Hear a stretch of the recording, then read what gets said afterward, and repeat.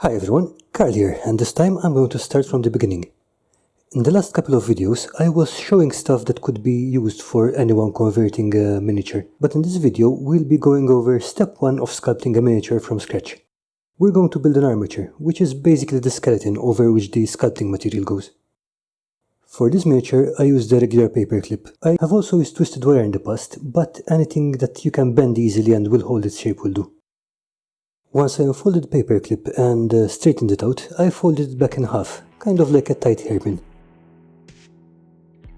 I left enough length for the torso and part of the neck, and folded the legs out at right angles. Then I folded these down again. This forms some hips on the frame.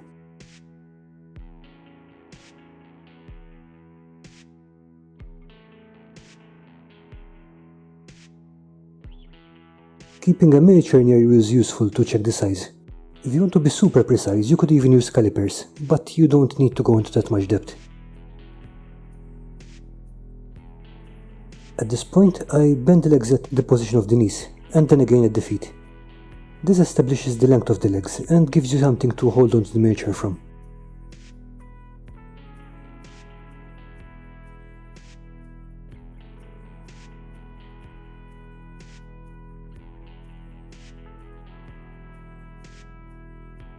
Since I wanted the miniature to look like it was staggering, I also bent the legs a little here.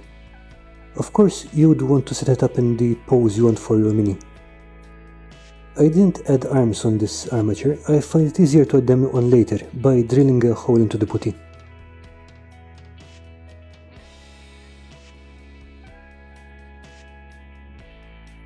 I trimmed the excess off and pushed the piece onto a cork. Before I started adding putty, I put some super glue over all the metal. Milliput tends to slip a lot on bare metal, so this helps it grab on and makes setting up the first layer a lot easier.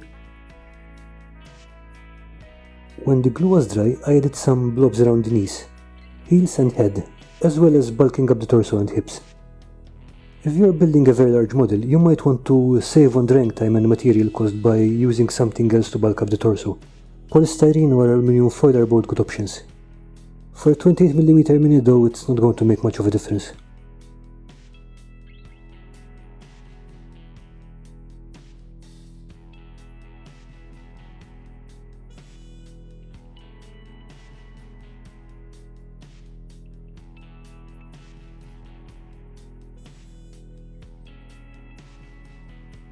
By now I had something that looked vaguely like a bone structure, so I started to add some meat onto it.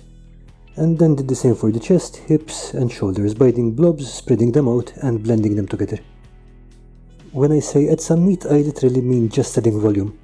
This is not the right time to add details, as most of the stuff would be covered over later. At this point you really want to focus on very rough general shapes. Know it's tempting, but do your best to hold on for now.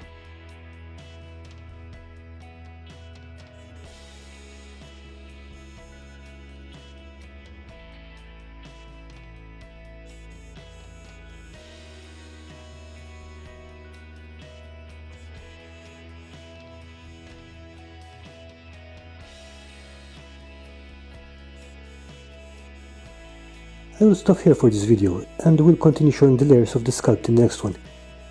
If you enjoyed this content, please hit the like button, subscribe and hit the bell button. If you have any questions, drop me a comment below. I'll try to answer as well as I can. Thank you for taking the time to watch this, and have a great day.